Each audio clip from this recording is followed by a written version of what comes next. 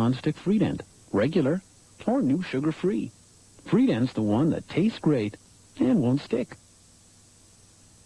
Won't stick.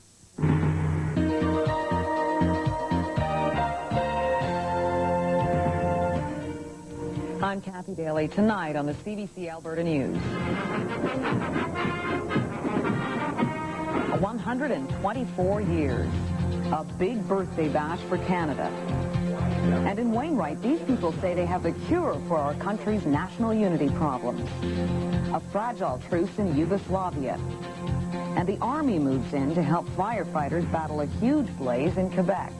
And I'm Colin McLean. Edmonton's Silly Parade is just another element in a province-wide view of Alberta having fun on the Canada Day weekend.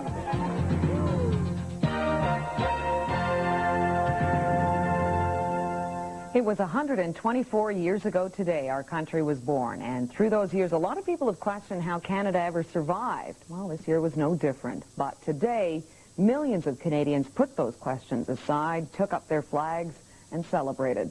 We start our coverage with Wei Chen in Ottawa. It was a picture-perfect day in Ottawa for the biggest birthday party of them all, Canada Day. Streets around Parliament Hill were blocked off to make room for the thousands.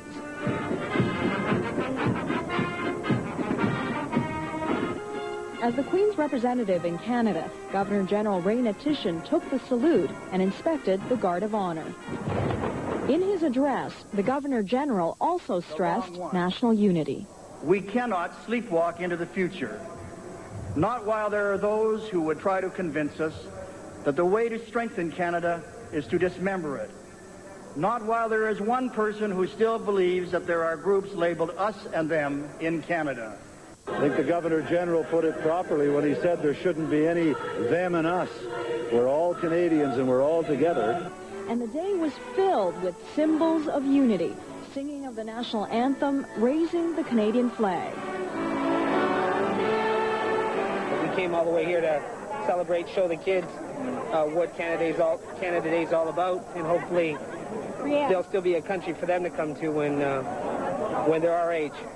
At a time when many Canadians are concerned about the future of the country, today, at least on Parliament Hill, those feelings were set aside, replaced by celebration and a show of national spirit.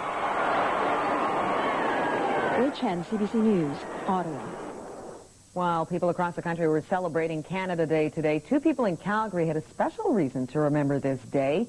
Jesse McComber and Harry Gross have seen a lot of July 1st holidays, more than 100 of them, in fact. They celebrated their 104th birthday today, the oldest people living in Calgary. Jesse and Harry were given several gifts and mementos, including a letter from the Prime Minister in recognition of their lifelong service to Calgary. They'll always remember that birthday that made the holiday a special one. Every day, thousands of people are sworn in as new citizens in Canada. And in Edmonton today, 33 immigrants became Canadians, and one of those people is a Yugoslavian immigrant. As Aaron Carpenter tells us, he's proud of his new status and says Canadians should be grateful they live in a peaceful country.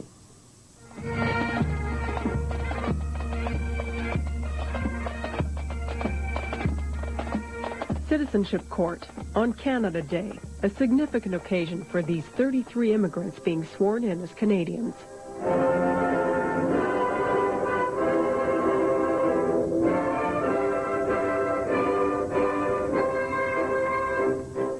Especially significant for this man. Branko Salaj is from Yugoslavia, a country in conflict. He emigrated with his family to Canada 2 years ago, and today he's officially a Canadian. I swear that I will be faithful and bear true allegiance to Her Majesty. It's a proud day for Branko Salaj. Congratulations, sir. Welcome to this country and all the best to you. Thank you very much. Branko is thankful to be in Canada, away from the internal conflict that's been a part of his homeland for years, a conflict that's recently grown ugly. And he says Canadians should be grateful they live in a peaceful country. People in general don't appreciate what they have unless they've had worse.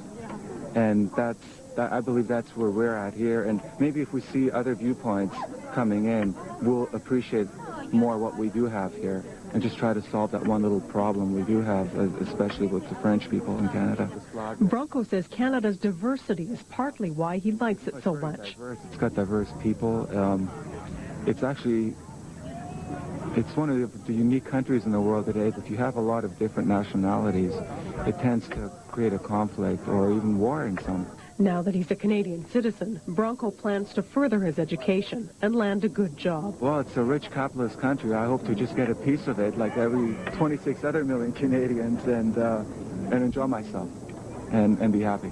Erin Carpenter, CBC News, Edmonton.